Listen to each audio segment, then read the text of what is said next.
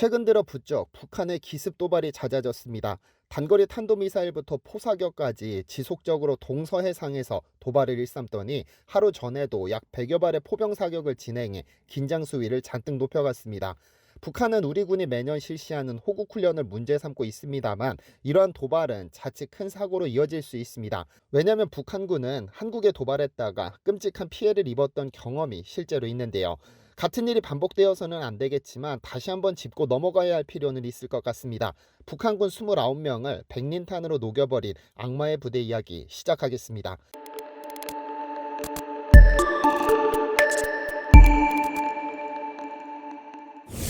안녕하세요. 디스멘터리입니다. 지난 4월 한 언론은 육군의 한 부대가 군 편지에서 사라졌다는 사실을 보도했습니다.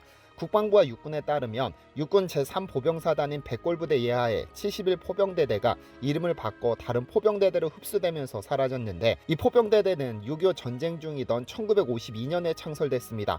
물론 국방개혁 2.0의 일환으로 군 구조 개편 작업이 진행된 것이지만 오랜 역사를 가진 71포병대대가 20년이나 늦게 생긴 포병대대로 흡수된다는 것이 의아했습니다. 이에 대해서는 군 내부적으로도 상당히 말이 많았는데, 그도 그럴 것이 이 포병부대가 바로 백린탄으로 북한군을 전멸시킨 전설적인 부대이기 때문입니다. 어떤 일이 있었던 것일까요? 1973년 3월 7일 1시 21분 비무장지대 DMZ로 이동해 보겠습니다. 일주일 전 백골부대 사단장 박정인 장군은 유엔군 사령부의 작업 지시가 내려오자 춘계 DMZ 표지판 보수 작업을 실시할 계획임을 북한에 통보했습니다. 상급부대인 5군단은 3월 7일에서 8일을 작업일로 지정해 주었죠. 그러나 당시 북한군은 군사분계선 바로 위에 559 GP초소를 불법으로 설치하고 20여 차례에 걸친 비난방송을 쏟아냈습니다. 그러면서 군사분계선을 넘어와 한국군이 세운 표지판을 의도적으로 제거하는 등 휴전협정을 위반하는 행위를 일삼았죠. 당시 7.4 공동성명 이후로 양측은 상호 비방을 하지 않을 것을 합의했기 때문에 이러한 비난방송은 명백한 협정 위반입니다. 어쨌든 상급부대의 명령을 받은 백골부대 소속 중대장 1명과 장병 4명은 북한군이 뽑아간 DMZ 편말을 새로 세우고 안전통로 보수를 시작했고 무사히 작업을 마친 후 부대로 복귀하고 있었습니다. 그런데 갑자기 북한군 GP에서 기습적으로 총탄이 날아옵니다. 이 기습 사격으로 중대장을 포함해 2명의 중상자가 발생하는 사고가 터졌고, 백골부대는 즉각 사격으로 발생하는 사태에 대한 모든 책임은 전적으로 북한군 측에 있다며 경고방송을 수차례 북측으로 남겼습니다. 그러나 북한은 이 경고를 무시하고 지속적으로 사격을 가했고, 당시 박정인 장군은 관측기를 상공에 띄우고 포병부대로 하여금 도발 원점을 즉각 제거하라는 명령을 내렸는데요. 오후 2시 15분 71포병대대는 즉각 반격에 나섰습니다. 155mm와 105mm 곡사포 화기를 이용해 북한군 GP에 포를 쏘기 시작했습니다. 그리고는 부상당한 병사들을 구출하기 위해 백린 연막탄을 발사했죠. 당시 한국군은 백린탄, 고폭탄, 연막탄 포함 총 74발을 사격한 것으로 알려졌는데, 그중 백린 연막탄 1발이 북한군 GP 내부에 정확히 명중하면서 건물이 통째로 날아가 버렸고, 그 안에 있던 북한군 21명이 백린탄에 녹아내려 전멸한 것으로 알려졌습니다. 이러한 사실은 당연히 5군단뿐 아니라 사령부까지 전해졌는데, 즉각 사격을 중지하라는 명령이 내려왔으나 박정인 장군은 상부의 명령을 거부하고 부상병을 구출해냈습니다. 그리고 그날 밤 대형 사고 아닌 사고를 쳤는데요. 평소 그는 북한이 도발하면 그 10배로 갚아야 기어오르지 못한다는 철학을 가지고 있었는데, 그날 밤 사단 내 모든 트럭에 라이트를 켜라고 명령한 후 이를 비무장지대 남방 한계선까지 돌진시켰습니다. 일부 트럭은 군사분계선 남단까지 진출했죠. 이 상황에 북한에서는 난리가 났습니다. 김일성과 북한군은 이를 발견하고는 기겁해 즉각 전군 비상동원령을 내렸고, 한반도에서는 전쟁의 위기가 감돌았습니다. 자칫 작은 충돌이라도 발생하면 전쟁으로 확전될 상황이었죠. 다행히 아무런 일도 발생하지 않았고, 유엔군 사령관은 이번 사건은 북한군의 휴전협정 위반으로 일어난 것이고 부상병 구출을 위한 자위적인 작전을 전개한 것뿐이다, 전투할 의사는 분명히 없다는 담화를 발표하면서 전쟁 위기는 무사히 넘겼는데요. 이 사건이 바로 3.7 완전작전입니다. 어쨌든 이 사건으로 북한은 백골부대 포병대대가 쏜 백린탄에 29명이 녹아버리는 사고가 발생했고, 모든 트럭이 남방 한계선까지 돌진하면서 이후 북한군이 백골부대를 막기 위한 2개 사단을 별도로 배치하는 등 김일성이 가장 두려워하는 부대로 명성을 떨치게 됐습니다. 그러나 이 작전 후 한국군에서는 상부의 명령에 불복한 박정희 장군을 사단장에서 해임한다고 통보했고 결국 예편했습니다. 독단적으로 행한 군사작전에 대한 책임을 진 것이죠.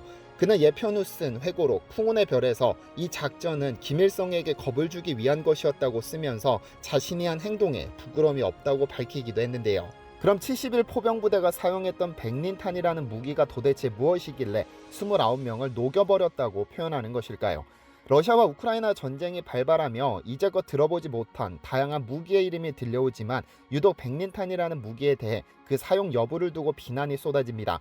물론 전쟁을 일으킨 것 자체로 그리고 로켓, 탱크, 소총, 미사일 등을 사용하는 것도 위험하지만 유독 백린탄 사용 여부를 두고 강한 비판이 일었습니다. 왜 유독 백린탄에 대해서만 이런 논란이 생기는 것일까요? 왜냐면 이 백린탄은 악마의 숨결, 전쟁범죄급 무기, 살아있는 지옥이라 불리기 때문입니다. 백린탄은 백린을 원료로 사용한 화학무기 겸 연막탄, 조명탄, 소위탄 등을 말합니다. 백린탄을 사용할 경우 독성을 가진 백린이 광범위하게 살포되는데 이 인이 공기를 만나면 전부 연소될 때까지 멈추지 않습니다. 따라서 적군은 시야가 차단되고 호흡곤란이 오고 화상 피해를 입는 삼중고를 겪게 되는데요.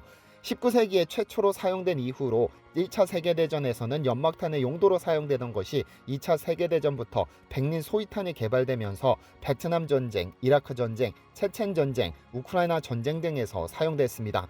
잠시 언급했다시피 백린은 일단 공기에 노출되면 6000도의 초고온으로 타들어가기 시작하는데 6000도는 태양의 표면 온도와 같습니다. 그래서 지구상에서 가장 위험한 화학물질로 분류되죠. 일단 연소가 시작되면 주변에 산소가 공급되는 이상 연소를 멈추지 않는데 피부에 닿는 순간 피부를 촛농처럼 녹여버립니다. 그래서 노출 부위를 도려내는 방법 외에는 해결 방법이 없죠. 물을 부어 산소를 차단한다는 발상은 지옥으로 가는 지름길입니다.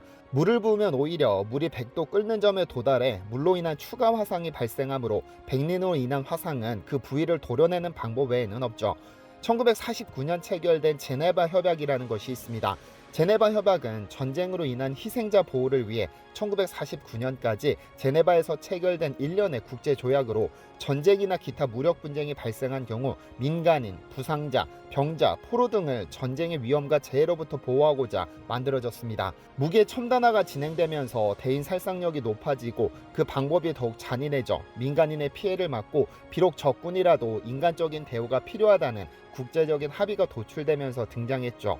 그런데 제네바 협약은 이러한 백린탄에 대해 민간인 거주 지역에서의 무차별적 살포를 금지하고 있을 뿐 군사 목적으로 사용하는 것을 금지하지는 않았습니다. 이에 1980년 유엔은 특정 재래식 무기 금지 협약을 제정해 무차별적인 사용을 금지시켰습니다. CCW 제3의정서 1조항은 소위 무기류를 목표물을 연소시키거나 화염으로 사람에게 화상을 입히거나 목표물에 화학적 작용을 유발하는 물질을 탑재한 무기나 군수품으로 정의하고 있으며 이를 민간인 또는 민간인 지역에서 사용할 수 없도록 금지하고 있습니다. 그러나 이를 민간인 또는 민간인 지역에서 살상용으로 사용하는 것을 금지할 뿐 군사적 용도로 사용하는 것을 금지하지는 않았습니다. 이에 서명한 국가들조차도 연막탄이나 조명탄이라는 명목으로 보유하고 있습니다. 백린의 경우 짧은 시간의 대기 노출로 주위를 모두 뒤덮을 만큼 어마어마한 연기를 피워내 연막작전에 유용하게 사용할 수 있으니까요. 사실 한국군이 이를 사용해 북한의 도발에 대응했다는 것은 위험한 발상으로 평가될 수도 있습니다. 그러나 만약 이 도발에 머뭇머뭇거리다 그냥 지나갔다면 북한의 도발은 분명 더 이어졌을 겁니다. 부상병이 아니라 몇천 몇만이 될지도 모르는 희생자가 발생하게 될지는 그 아무도 알 수 없어 꼭 필요한 조치였는지도 모르겠습니다. 디시멘터리에서는 여러분의 제보를 기다립니다. 제 채널에서 다뤘으면 좋겠는 뉴스 또는 널리 알려졌으면 하는 영상은 디시멘터리 네이버.com으로 보내주시면 소중히 제작하겠습니다. 시청해주셔서 감사합니다.